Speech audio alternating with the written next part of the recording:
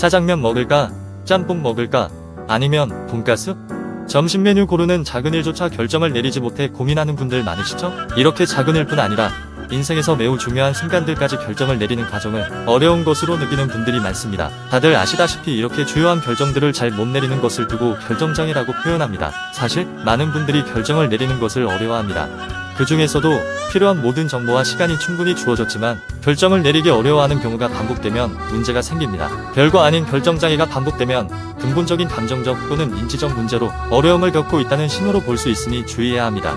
지금부터 하나씩 결정장애 극복 방법에 대해 깊이 있게 살펴보겠습니다. 시작 전 우리 채널의 구독자가 아니라면 구독 버튼을 누르고 알림 설정하셔서 최신 컨텐츠를 받아보시기 바랍니다.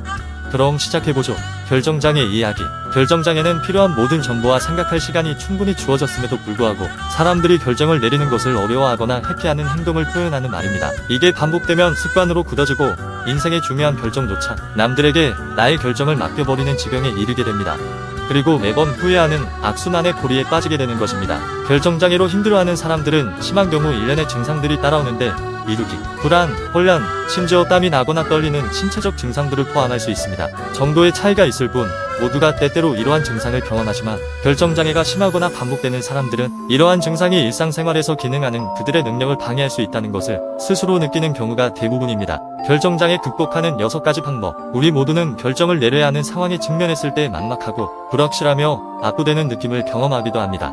아무런 진전도 없이 끝없이 장단점을 저울질하며 우유부단의 사이클에 쉽게 빠져들게 됩니다. 이러한 결정장애라고 하는 현상은 결정을 내리지 못하는 마비 상태로 만들어 좌절감을 줄 수 있고 불안감을 유발할 수 있으며 기회를 놓치는 등의 문제를 야기할 수 있습니다. 그렇다면 우리가 의사결정 마비를 극복하고 자신의 가치와 목표에 부합하는 선택을 하려면 어떻게 해야 할까요?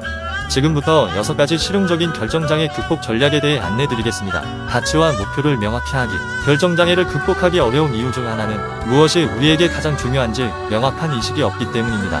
의사결정 과정을 안내할 가치와 목표에 강력한 기반이 없다면 우리는 가능성의 바다에서 허우적거릴 수밖에 없습니다. 의사결정장애를 극복하려면 진정으로 중요한 것이 무엇인지를 깊이 생각해보세요.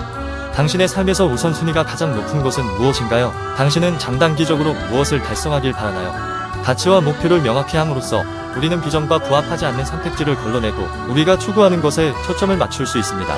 마감일 설정하기. 때때로 마감 시한의 압박은 우리가 결정장애에서 벗어나기 위해 필요한 것일 수 있습니다. 결정을 내리기 위한 명확한 일정이 없다면 우리는 중요한 결정을 흐지부지한 채 계속 미루게 될 수도 있습니다. 이를 극복하기 위해서는 현실적인 마감일을 설정하세요. 충분한 정보를 수집하고 선택사항을 검토하고 필요한 경우 신뢰할 수 있는 조언자와 상담할 수 있는 충분한 시간을 갖되 특정 날짜까지 선택을 하겠다는 결심을 굳게 하세요. 마감 시간을 갖는 것은 여러분의 관심과 에너지를 집중시키고 앞으로 나아가기 위해 필요한 동기부여를 제공하는 좋은 방법입니다. 의사결정 프레임워크 사용하기. 의사결정장애를 극복하기 위한 또 다른 효과적인 전략은 구조화된 의사결정 프레임워크를 사용하는 것입니다. 선택할 수 있는 프레임워크는 여러 가지가 있지만 한 가지 일반적인 접근 방식은 2 매트릭스입니다. 이 방법을 사용하려면 2개의 축, 하나는 중요도, 하나는 긴급성으로 행렬을 만들고 그에 따라 옵션을 표시합니다. 이를 통해 가장 중요하고 긴급한 옵션과 연계 또는 버릴 수 있는 옵션을 빠르게 식별할 수 있습니다. 구조화된 접근 방식을 사용함으로써 의사결정에서 감정을 배제하고 명확하고 논리적인 프로세스를 의사결정 가이드로 활용할 수 있습니다. 직감을 믿기. 정보를 수집하고 각 옵션의 장단점을 따져보는 것도 중요하지만 직감에 귀 기울이는 것도 중요합니다. 우리의 본능과 직감은 종종 무엇이 우리에게 진정으로 옳은지에 대한 귀중한 통찰력을 제공하곤 합니다. 만약 여러분이 의사결정장애로 어려움을 겪고 있다면 한 걸음 뒤로 물러나 여러분의 내면의 목소리에 귀를 기울여보세요. 당신의 직감은 각 옵션에 대해 무엇을 말하고 있나요? 당신의 가치관과 목표에 가장 부합하는 것은 무엇입니까? 여러분의 직감을 믿음으로써 올바른 선택으로 인도하는 지혜를 얻을 수 있습니다. 자기 연민 연습하기. 의사결정 과정을 진행하면서 자기 연민을 실천하는 것이 중요합니다. 중요한 선택에 직면했을 때 압도되거나 불안하거나 불확실한 기분을 느끼는 것은 정상입니다. 무엇을 해야 할지 모른다고 스스로를 자책하는 것보다 자기 자신에게 친절하게 대하세요. 남들에겐 한없이 관대하고 자기 자신은 끝없이 내몰고 있는 분들이 많습니다. 의사결정은 하나의 과정일 뿐이며 당신이 가지고 있는 정보와 자원으로 할 수 있는 최선을 다하고 있다는 것을 기억하세요. 동정심으로 자신을 대함으로써 스트레스와 불안을 줄일 수 있고 결정장애를 극복하는 데 필요한 회복력과 자신감을 기를 수 있습니다. 타인의 지지 구하기. 의사결정은 우리에게 마음의 부담을 느끼게 할 뿐만 아니라 외로움을 느끼게 할 수도 있습니다. 특히 우리가 모든 것을 혼자 해결해야 한다고 느낄 때는 더욱 그렇습니다.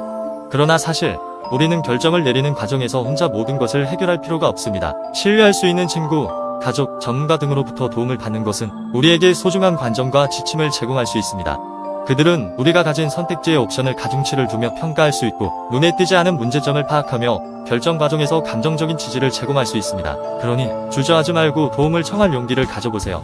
결론적으로 의사 결정장애는 어려운 경험이지만 충분히 극복 가능합니다.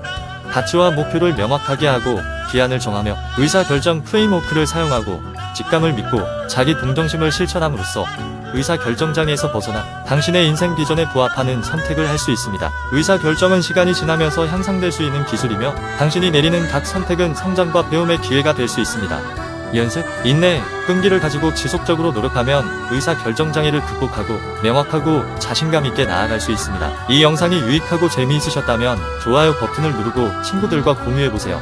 그리고 결정장애 극복 방법에 대한 의견이나 경험을 아래 댓글로 남겨주세요. 마지막으로 구독과 알림 설정을 해두시면 최신 정보를 바로 확인하실 수 있다는 것 잊지 마세요.